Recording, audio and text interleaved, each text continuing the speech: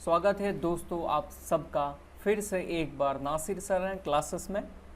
Last lecture में जो बहुत इंपॉर्टेंट टॉपिक था हमने वो फिनिश किया। अब थोड़ा आगे बढ़ते हैं।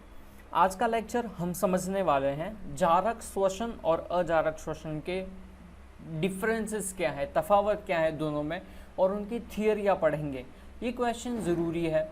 इसमें जो एक क्वेश्चन है वो क्वेश्चन ये है कि जारक श्वसन और अजारक श्वसन वच्चे तफावत समझाओ। ओके, तो ये तफावत आपको देना है। ये क्वेश्चन एक 3 मार्क्स का क्वेश्चन है।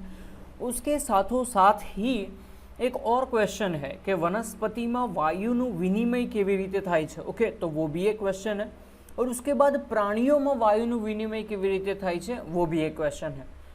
तो आज का लेक्चर इम्पोर्टेंट है क्योंकि बहुत सारे क्वेश्चन हम फिनिश करने वाले हैं। तो शुरू करते हैं अब लेक्चर। सबसे पहले क्वेश्चन है हमारी आंखों के सामने, विविध सजीवों में खाद्य पदार्थ माथी ऊर्जा मुक्त करवानी विविध पद्धतियों समझाओ। तो देखो, सबसे पहले ये एक चीज़ हम ध्यान में रखते हैं कि अलग अलग सजीव होते हैं, है ना। कुछ एक कोशी होते हैं, कुछ बहुकोशी होते हैं, कुछ स्थिर होते हैं, कुछ चलायमान होते हैं। जैसे कि वनस्पति स्थिर है और प्राणी चलायमान है। तो इन सब के अंदर ऊर्जा को हासिल करने के लिए जो पद्धति होती है, जो प्रोसेस होती है, वो कैसे अलग अलग हो सकती है, इसके बारे में आज हम जानने वाले हैं। तो अब डायरेक्ट स्टार्ट करते हैं इसके आंसर में। तो देखो, पोषणની ક્રિયામાં લેવાયેલ ખાદ્ય પદાર્થોનો ऊर्जा प्राप्त કરવા માટે उपयोग થાય છે। हमने जो पाचन किया लास्ट लेक्चर में, हमने अमीबा का पाचन और मनुष्य का पाचन ये फिनिश किया। तो हम सबको ऐसे तो मालूम हो गया है कि पाचन का मतलब होता है कि जो जटिल खुराक के कण होते हैं, टुकड़े होते हैं, उनका छोटे छोटे और उसमें से ऊर्जा हासिल कर ऐसे टुकड़ों में रूपांतर करने को बोलते हैं पाचन। तो पोषण की प्रक्रिया, जो पोषण की क्रिया है, उसके अंदर जो भी खाद्य पदार्थ होते हैं उनका इस्तेमाल होता है ऊर्जा हासिल करने के लिए। ओके, हम कुछ भी खाते हैं उससे हमको एनर्जी मिलती है। हम जो खाते हैं उससे हमको एनर्जी मिलती है। अलग अलग सजीवों के अंदर ये जो प्रोसेस है कि ऊर्जा हासिल करने की जो प्रोसेस है, ये अलग अलग होती है। जैसे कि मैं और आप, हमारे शरीर के अंदर नाक, श्वास नली, श्वास वाहिनी और फेफसा, और उसके साथ जुड़ा होता है उरुदर पटल। ये वातावरण में से ऑक्सीजन खींचता है, कार्बन डाइऑक्साइड दूर करता है, और जो ऑक्सीजन है वो हमारे सेल्स के अंदर जाता है। हमारे जो कोशिकाएं होती हैं वो खून से घुलकर हमारी कोशिकाओं में जाता है और फिर वहाँ ऊर्जा उत्पन्न करता है। ओके, तो वहाँ से हमको एनर्जी मिलती है। इस तरीके से हमको एनर्जी मिलती है। लेकिन अगर हम सोचने जाएं जो हमारे शरीर के अंदर, यानी कि हमारे स्टमक यानी जठर के अंदर, या नाना आंतड़ा यानी छोटी आंत के अंदर, या बड़ी आंत के अंदर कुछ बैक्टीरिया, अमीबा, ऐसे सब जीव रहते हैं, तो वो तो एटमॉस्फेयर से जुड़े हुए नहीं है, क्योंकि हमारी जो आंत है वो एटमॉस्फेयर से जुड़ी हुई नहीं है। तो वो लोग को अगर ऊर्जा चाहिए तो वो लोग ऑक्सीजन का इस्तेमाल नहीं करते। तो आपको अभी से ही डिफरेंस मालूम होने लगा होगा कि 2 प्रकार के श्वसन होते हैं, यानी 2 तरीके से ऊर्जा हासिल की जा सकती है। एक ऑक्सीजन का इस्तेमाल करके, और दूसरा ऑक्सीजन का इस्तेमाल किए बिना ऊर्जा उत्पन्न करना। ओके, तो आगे बढ़ते हैं। કેટલાક સજીવો ગ્લુકોઝના સંપૂર્ણ વિઘટન માટે ઓક્સિજનનો ઉપયોગ કરે છે, તેને જારક શ્વસન કહેવાય। ये बात हमने अभी फिनिश की। ओह, ये लाइन कैसे खींच गई यहाँ पे? अरे फिर से खींच गई ये लाइन तो यहाँ पे। अरे इसको हटा देते हैं, इसको भी हटा देते हैं। चलो ठीक है, अब आगे बढ़ते हैं। पहले इस चीज़ को थोड़ा ऊपर कर लेते हैं। अब देखो, नई चीज़ आई है। કેટલાક સજીવો ઓક્સિજનનો ઉપયોગ કર્યા વગર ગ્લુકોઝનું અપૂર્ણ વિઘટન करे છે। अपूर्ण विघटन का मतलब क्या होता है? देखो, संपूर्ण विघटन मैं आपको समझाता हूँ। संपूर्ण विघटन मतलब क्या? ये देखो, C6H, लिखना यार, H12O6, ये ग्लूकोज है। ओके, अब ये जो ग्लूकोज है इसका संपूर्ण पाचन, यानी संपूर्ण विघटन, सॉरी संपूर्ण पाचन नहीं, संपूर्ण विघटन, तो संपूर्ण विघटन हो तो ये किस में कन्वर्ट हो जाएगा? ऑब्वियसली CO2 में जो होगा 6CO2 और H2O में जो भी होगा 6H2O। ओके, तो ये हुआ संपूर्ण विघटन। लेकिन ये कहाँ होता है? जारक श्वसन में। अपूर्ण विघटन में क्या होता है? तो सर अपूर्ण विघटन में ये होता है कि जो 6CO2 और H2O बना ये नहीं बनता, इसकी जगह पे बनता है, उसकी जगह पे इसका आधा स्वरूप बन जाता है, यानी कि बन जाता है C3H6O3 प्लस C3H6O3। मालूम पड़ा आपको? यानी कि ये पूरा विघटन नहीं हुआ है, ये पूरा विघटन हुआ है। देखो मैंने ये किया, ये जारक श्वसन है, इसमें ऑक्सीजन इस्तेमाल होता है। ये अजारक श्वसन है, इसमें ऑक्सीजन इस्तेमाल होता नहीं है, इसीलिए इसका संपूर्ण कंप्लीट जो विघटन होना चाहिए वो नहीं होता है, तो इसमें ऊर्जा भी बहुत ज़्यादा नहीं मिलती। अब ग्लूकोज का विघटन समझते हैं।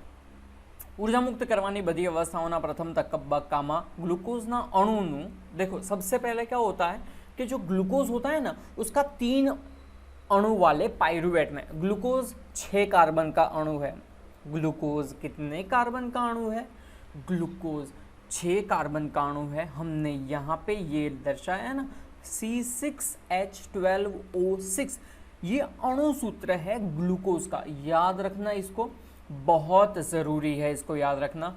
C6H12O6 ये ग्लूकोज का अणु सूत्र है, ग्लूकोज का अणु सूत्र है C6H12O6। तो जो पहला तबक्का होता है जो कोश रस के अंदर होता है, जो कोश होता है ना सेल, देखो ऐसे कोई कोश है और उसका ये कोश केंद्र है, ओके, और ये पूरा कोश रस है। तो कोश रस के अंदर ये ग्लूकोज आता है, यानी C6H12O6 इसमें घुल जाता है पूरा, ये अंदर पूरा ग्लूकोज घुल जाता है। तो सबसे पहले क्या होता है, उसका पाइरुवेट बनता है। पाइरुवेट यानी 3 कार्बन वाला अणु, यानी कि 3 कार्बन वाला अणु वो बनता है सबसे पहले, यानी ये वाली चीज़ बनती है। ओके, तो 3 कार्बन वाला अणु में विघटन થાય છે। આ क्रिया कोशरसમાં થાય, यहाँ पे होती है ये क्रिया। मैं जो समझा रहा हूँ ना वो मैं समझा रहा हूँ, ये आपको एग्जाम में नहीं लिखना है, ये मैं आपको आप बहुत ही अच्छे से समझे इसलिए मैं आपको समझा रहा हूँ। आपको एग्ज़ाम में ये सब लिखने की ज़रूरत नहीं है, क्योंकि अगर आप जो मैं बोल रहा हूँ वो सब लिखने बैठोगे टाइम ख़त्म हो जाएगा और आप 2 मार्क्स के क्वेश्चन पे ही अटके रह जाओगे। ओके, तो जो मैंने लिखा है इस फाइल में, जो आपकी स्क्रीन में दिख रहा है वो आपको लिखना है, जो मैं समझा रहा हूं वो आपको समझना है। तो ये C6H12O6 में सबसे पहले कोशरस में क्या होता है, विघटन हो जाता है 2 पार्ट में, यानी 6 कार्बन वाले ग्लूकोज में से 3 कार्बन वाला एक पाइरुवेट अलग हुआ, 3 कार्बन वाला पाइरुवेट दूसरा अलग हुआ। ओके, अब क्या होता है, पाइरुवेट में चयापचयનો आधार ऑक्सीजन की हाजरी के गैरहाजरी पर रहेलो छे, यानी कि पाइरुवेट में से अब क्या बनता है वो डिपेंड करता है कि ऑक्सीजन हाजिर है या गैरहाजिर। अगर हाजिर है तो संपूर्ण विघटन होके क्या बनेगा, कार्बन डाइऑक्साइड और पानी ऊर्जा मुक्त होगी ज्यादा प्रमाण में। और ऑक्सीजन की गैरहाजिरी है, ऑक्सीजन की गैरहाजिरी है तो अजारक श्वसन होगा। और इसमें भी 2 चीज़ें हैं, ऑक्सीजन की हाजिरी में तो एक ही चीज़ है, लेकिन ऑक्सीजन की गैरहाजिरी में 2 चीज़ें हैं। एक तो वो सूक्ष्म जीवों में हुआ तो ओके, तो वो क्या बनाएगा, तो वो इथेनॉल बनाएगा जो 2 कार्बन वाला स्वरूप है और कार्बन डाइऑक्साइड मुक्त करेगा और एटीपी ऊर्जा मिलेगी। और दूसरा जो है वो हमारे स्नायु के अंदर होता है, मसल्स के अंदर, तो वहाँ लैक्टिक एसिड बनता है ऑक्सीजन की गैरहाजिरी में और लैक्टिक एसिड के साथ एनर्जी मुक्त होती है। ओके, तो अजारक श्वसन यानी ऑक्सीजन की गैरहाजिरी में 2 तरीके की चीज़ें बनती हैं।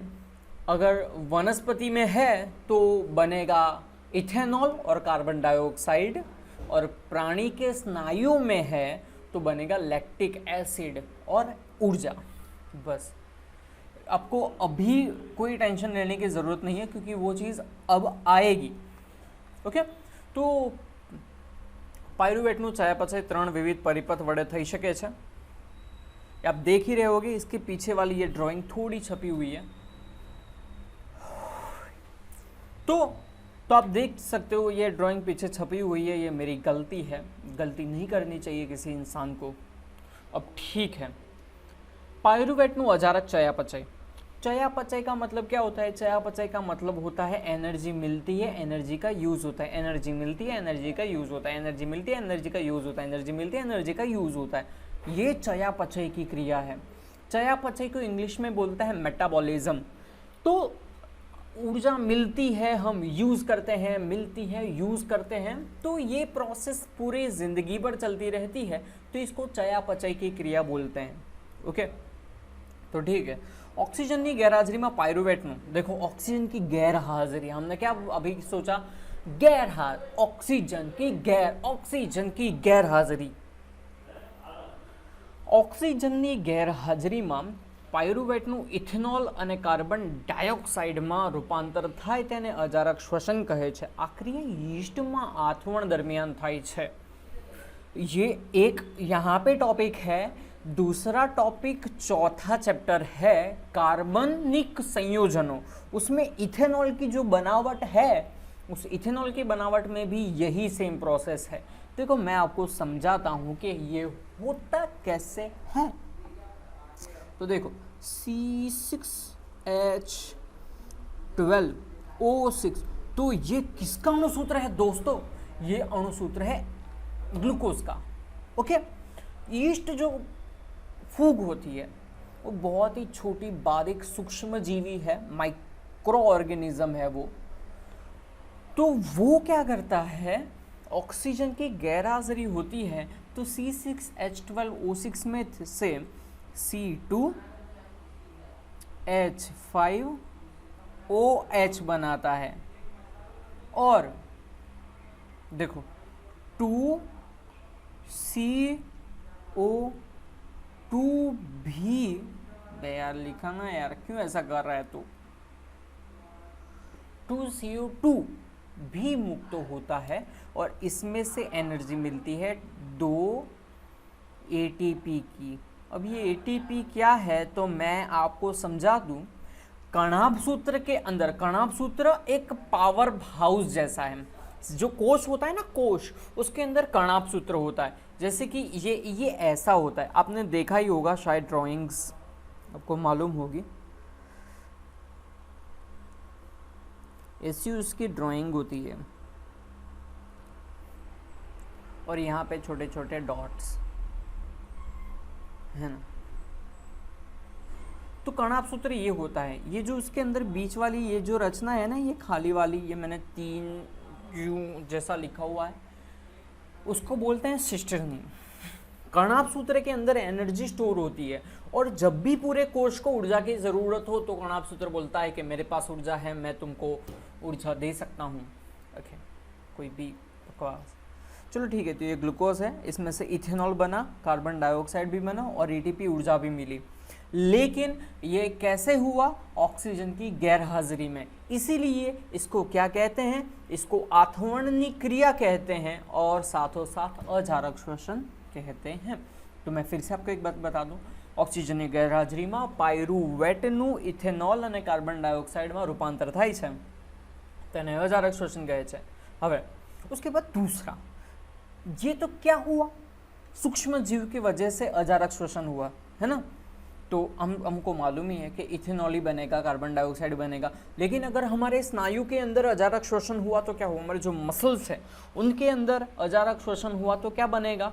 तो देखो, જ્યારે આપણી સ્નાયુ પેશીમાં ઓક્સિજનનો અભાવ કે ઓછું પ્રમાણ હોય ત્યારે પાયરુવેટનું લેક્ટિક એસિડમાં રૂપાંતર થાય છે। ઓકે, आप सबका एक अनुभव तो होगा ही अपने जीवन में कभी ना कभी कि जब आप बहुत ज़्यादा चले हो, या आपने कोई भारी चीज़ उठाई है या आपने बहुत ज़्यादा काम किया है, तो आपके मसल्स जो होते हैं वो फूल जाते हैं, कड़े हो जाते हैं, मजबूत हो जाते हैं और फिर आपको बहुत दर्द होता है। तो तब हमारे जो स्नायु है वहाँ ज़्यादा लैक्टिक एसिड भर जाता है और उसके वजह से हमको ऐसा फील होता है, हमको दर्द होता है। ओके, तो જ્યારે આપણી સ્નાયુ પેશીમાં ઓક્સિજનનો અભાવ કે ઓછું પ્રમાણ હોય, जब प्रमाण ओछा कम हो जाता है ऑक्सीजन का, तो ऑक्सीजन नहीं मिल पाता, तो हमारे मसल्स में जो ग्लूकोज होता है उसका रूपांतरण हो जाता है लैक्टिक एसिड के अंदर। ऊर्जा तब भी मिलती है लेकिन वो बहुत कम होती है, वो इतनी कम होती है जैसे कि मतलब अजारक श्वसन जितनी ही ऊर्जा मिलती है। तो ऑक्सीजन का इस्तेमाल में बहुत ज़्यादा ऊर्जा मिलती है, ऑक्सीजन का कम इस्तेमाल, ऑक्सीजन हो ही नहीं, गैर हाजिर हो तो ज़्यादा ऊर्जा मिलती नहीं है।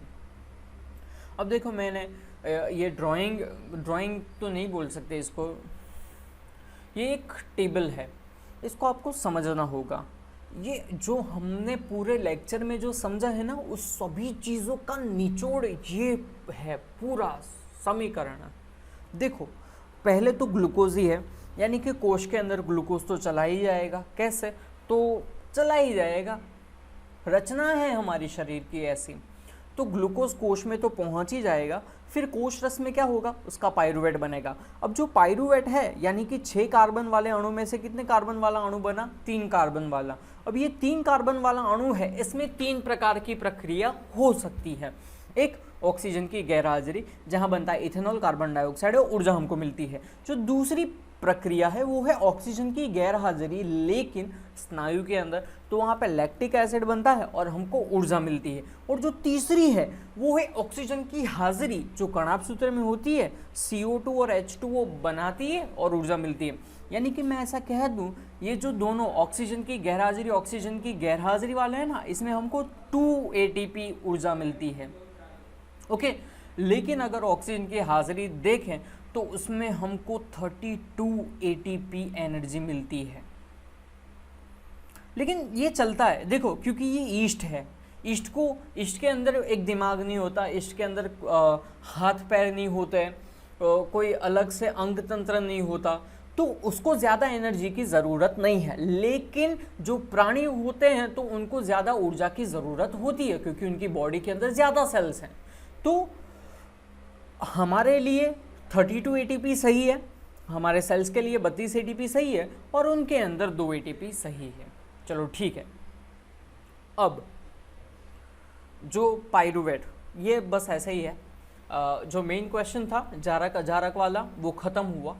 अब देखते हैं, ये 3 કાર્બન ધરાવતા પાયરુવેટનું ઓક્સિજનની હાજરીમાં 3 અણુ CO2 અને H2 માં વિઘટન થાય છે। અજારક શ્વસન, ये खाली समझ है जो हमने पूरे लेक्चर के दौरान हासिल की है। तो बस यही है। देखो क्या लिखा हुआ है यहाँ पे लिखा हुआ है कि કેટલાક બેક્ટેરિયા, યીસ્ટ અને ફૂગ, કેટલાક अंतःपरोपजीवी यानी हमारे शरीर के अंदर जिंदा रहने वाले सजीव, करमिया, पट्टी कृमि, यकृत कृमि यानी लीवर के अंदर रहने वाला जीव, उसको यकृत कृमि बोलते हैं। तो आ बधा प्राणीओना स्नायुओमां ग्लूकोजमांथी ऊर्जा मुक्त करवानी क्रिया ऑक्सीजननी गैरहाजरीमां थाय। ऑक्सीजननी गैरहाजरीमां आ प्रक्रिया थाय छे, तेथी तेने अजारक श्वसन कहेवाय छे। आ दरमियान ईस्टमां इथेनॉल, ये देखो हमने जो भी अभी समझा है वो सभी चीज इसके अंदर आई हुई है। इथेनॉल CO2 मुक्त थाय छे, ज्यारे प्राणीओमां स्नायु कोशोमां फक्त लैक्टिक एसिड उत्पन्न थाय छे। सूक्ष्म जीव है तो उनके अंदर, जो सूक्ष्म जीव है उनके अंदर इथेनॉल, कार्बन डाइऑक्साइड मुक्त होगा। लेकिन अगर प्राणियों की बात करें तो प्राणियों में स्नायुओं के अंदर लैक्टिक एसिड बनेगा। ओके, બંને કિસ્સામાં ગ્લુકોઝના અણુનું સંપૂર્ણ ઓક્સિડેશન થાય છે અને ખૂબ જ ઓછી ઉર્જા મુક્ત થાય છે। सच में कितना इजी है ये सब। अच्छा ठीक है, अब 2 टॉपिक बचे हैं, 2 क्वेश्चन बचे हैं जो बहुत ही इजी हैं, जल्द से जल्द ख़त्म करते हैं। जल्द से जल्द मतलब बहुत ही ध्यान से सोच समझ के ख़त्म करते हैं। देखो सबसे पहले वनस्पति में वायु विनिमय समझाओ, है ना। वनस्पति ની અંદર वायु विनिमय समझाओ, आपको दिख रहा है, आपको आप पढ़े लिखे हो। देखो तो वनस्पति में वायु विनिमय માટે વાયુરંધ્ર વડે કરે છે। मैंने लिखा हुआ वनस्पति वायु विनिमय वायुरंध्र द्वारा करे छे। हमने लास्ट लेक्चर में वो पर्ण वाली आकृति देखी थी, रक्षक कोश होते हैं, उसके बीच में वायुरंध्र होता है, वायुरंध्र वातावरण में से कार्बन डाइऑक्साइड खींचता है और फिर जो ऑक्सीजन बनता है प्रकाश संश्लेषण की क्रिया के दरमियान पर्ण के अंदर, उसको वातावरण में वापस मुक्त कर देता है। लेकिन ये प्रक्रिया कब होगी? दिन में। कब होगी? दिन में। कब? दिन में। क्यों? क्योंकि प्रकाश संश्लेषण सिर्फ दिन में ही हो सकता है। अब क्वेश्चन कोई स्टूडेंट ऐसा कर सकता है कि सर तो हम आर्टिफिशियल लाइट यानी नकली सूर्य ऊर्जा अगर बनाएं तो रात में भी क्या हम प्रकाश संश्लेषण की प्रक्रिया कर सकते हैं? तो हाँ, बिल्कुल ये बात सही है। ओके, बहुत सारे जो कुछ वो हाई फाई टेक्नोलॉजी वाले किसान होते हैं तो वो ये प्रोसेस करते हैं। और मिस्टर बीन के भी एक एपिसोड में जब उसको एक कद्दू उगाना था तो उसने भी सेम यही प्रॉपर्टी इस्तेमाल की थी। चलो अब ठीक है। वनस्पतिओं वायु विनिमय वायुरंध्र करे छे। आ कोषो वच्चेनो आंतरकोशीय अवकाश हवाना संपर्क में होय छे। तो इनका कोषो वच्चेनो आंतरकोशीय अवकाश यानी आंतरकोशीय अवकाश का मतलब क्या होता है? देखो जैसे कि ये मेरी 4 उंगलियां हैं, ये 4 उंगलियां हैं, मेरा अंगूठा नहीं है, वैसे है लेकिन अभी नहीं है। तो ये 4 उंगलियां हैं, ये मैं ऐसे समझू कि ये कोष हैं। ओके, आपको समझना है कि ये मेरी उंगलियां नहीं है, ये कोष है। ये पहला कोष, दूसरा कोष, तीसरा कोष, चौथा कोष। वाह। तो इन चारों के 1 2 3 ये 4 खाली जगह आई, तो इनको बोलेंगे आंतरकोशीय अवकाश, यानी कोष के बीच में जो खाली जगह है उसको बोलते हैं आंतरकोशीय अवकाश। तो ये जो आंतरकोशीय अवकाश होता है ना, ये खाली जगह, इसके बीच में आपको दिख रहा होगा कुछ नहीं है, लेकिन है, क्या है? हवा है वहां पे। तो वनस्पतिओं वायु विनिमय वायुरंध्र वडे थाय छे अने कोषों वच्चेना आंतरकोशीय अवकाश हवाना संपर्क में होय तो वो डायरेक्ट सीधे कॉन्टेक्ट में होते हैं हवा के। कार्बन डाइऑक्साइड और ऑक्सीजन ने आपले प्रसरण द्वारा थाय छे ना। कार्बन डाइऑक्साइड वातावरण से आता है, ऑक्सीजन पर्ण से बाहर जाता है। सिंपल। कार्बन डाइऑक्साइड और ऑक्सीजन कोषमांथी के कोषथी दूर हवामां जई शके छे, वो जा सकते हैं, उनकी मर्जी है। लेकिन उनकी मर्जी ऐसी नहीं है, रचना ही कुछ इस तरह की है कि दिन के समय के दरमियान कार्बन डाइऑक्साइड आए और ऑक्सीजन जाए। समझ रहे हो आप? समझ रहे हो आप? अभी ये ध्यान देना, ये गौर करने वाली बात है। दिवस दरमियान श्वसन में उत्पन्न थतो CO2 प्रकाश संश्लेषण की क्रिया में वपराई जाए है ना। जो दिन में जितना भी CO2 होता है प्रकाश संश्लेषण क्रिया के अंदर, तो वो यूज होता है। अति CO2 मुक्त थतो नहीं, इसलिए दिन में CO2 बाहर नहीं जाता, वनस्पति उसको खींचती है, परंतु मुख्य घटना ऑक्सीजन दूर थवानी थाय छे। लेकिन रात को क्या होता है? तो मतलब प्रकाश संश्लेषण, ये देखो मैं एक लिख दूं, प्रकाश संश्लेषण। ओके, आपको ये याद रखना है। दिन में क्या होगा? तो दिन में होगा ऑक्सीजन आउट, ऑक्सीजन बाहर जाएगा और CO2 इन। और रात में, तो रात में क्या होगा? तो रात में O2 इन होगा और CO2 आउट होगा। अब ऐसा क्यों? तो सीधा सीधा इसका मतलब ये होता है कि प्रकाश संश्लेषण होगा तो कार्बन डाइऑक्साइड की ज़रूरत होगी, तो वनस्पति वातावरण में से कार्बन डाइऑक्साइड खींचेगी। लेकिन रात के दौरान प्रकाश संश्लेषण से जो खुराक बनी है उसमें से ऊर्जा हासिल करने के लिए जारक श्वसन चाहिए, तो ऑक्सीजन आएगा, और आपको मालूम ही है जारक श्वसन होगा तो कार्बन डाइऑक्साइड और पानी बनेगा, तो वो मुक्त होगा। ओके, और हमारे पास ये लास्ट क्वेश्चन है, आज के लेक्चर का लास्ट क्वेश्चन ये है कि प्राणियों में वायु विनिमय की विविधता है। अलग अलग तरीके के प्राणी होते हैं, जैसे कि स्थलचर यानी जमीन पे रहने वाले, जमीन के अंदर रहने वाले, जमीन और पानी दोनों में रहने वाले, पानी में रहने वाले, हवा में उड़ने वाले। तो अलग अलग तरह के सजीव होते हैं। तो इनके अंदर वातावरण से या जलावरण से या भू आवरण यानी पृथ्वी के अंदर से ऑक्सीजन हासिल करने की अलग अलग रीत होती है। तो बस ये समझ लेते हैं सबसे पहले, स्थलचर प्राणियों वातावरण में ऑक्सीजन उपयोग करे छे, અને ऑक्सीजन जुदा जुदा प्राणियों में भिन्न अंगों वडे शोषाय छे। अलग अलग प्राणियों के अंदर अलग अलग तरीके से वातावरण में से, जलावरण में से या भूआवरण में से ऑक्सीजन का शोषण होता है। जैसे कि अगर मैं अपनी बात करूं तो हम इंसान हैं, है ना, तो हम वातावरण से नाक से ऑक्सीजन खींचते हैं। ओके,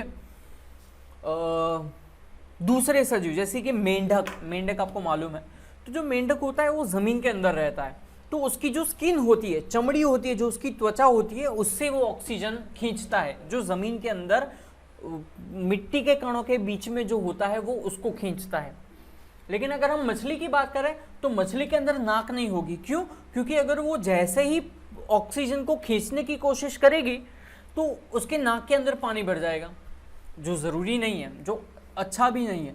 तो इसके लिए उसके अंदर जालर की रचना होती है, और जालर में से जो पानी जब गुजरता है, मतलब वो पानी उसके मुंह से दाखिल होता है, फिर वो जालर से पसार होता है, तो उसके जालर की जो खून की थैलियाँ होती हैं वो उसमें से ऑक्सीजन को खींच लेती है, और जो पानी होता है तो वो बाहर उसके शरीर से निकल जाता है। आपने व्हेल मछली भी देखी होगी, तो व्हेल मछली भी सेम यही प्रोसेस का इस्तेमाल करती है। वो क्या करती है, व्हेल मछली के फेफड़े होते हैं, तो वो क्या करती है, वो पानी की सतह पे आती है और बहुत ज़्यादा मात्रा में ऑक्सीजन एक ही सांस में खींच लेती है, और फिर वो थोड़े थोड़े करके उसको जब जब लगेगा कि कार्बन डाइऑक्साइड ज़्यादा बन रही है तो वो फुहारे छोड़ेगी।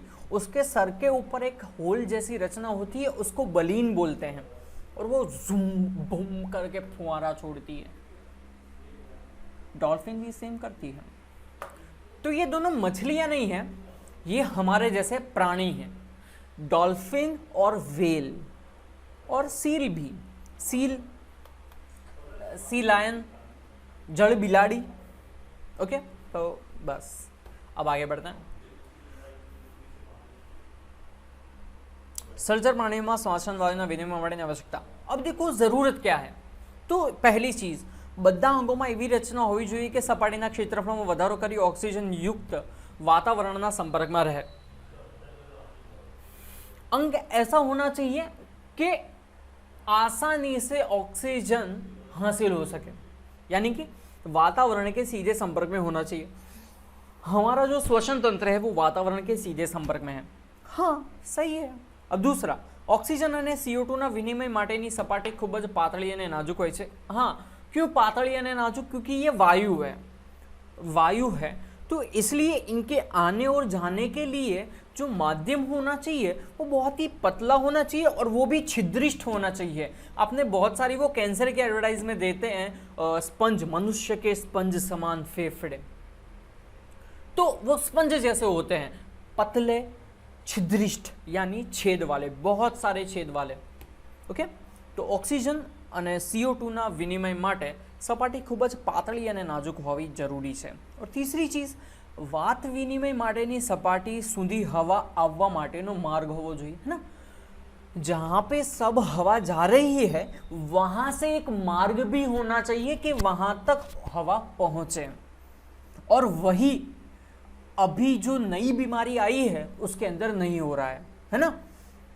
जो हमारी श्वास नली है वो फेफड़ों तक बहुत ही पतली पतली वाहिनियों में बिछी हुई है। ओके, लेकिन कोरोना में जो जो कफ होता है वो इतना सॉलिड जम जाता है, इतना जम जाता है कि वहाँ तक फिर ऑक्सीजन की सप्लाई नहीं होती और फिर जो भी इंसान है वो सांस नहीं ले सकता। ओके, तो बस आज का लेक्चर यहीं ख़त्म करते हैं। आप घर पे रहिए, सुरक्षित रहिए। हम और हमारे जितने भी टीचर्स हैं और मैनेजमेंट में जितने भी लोग हैं वो पूरी कोशिश कर रहे हैं कि आपको एकदम अच्छा सा एजुकेशन दें। आप लोग घर पे रहें और पढ़ें और आगे बढ़ें। Bye bye.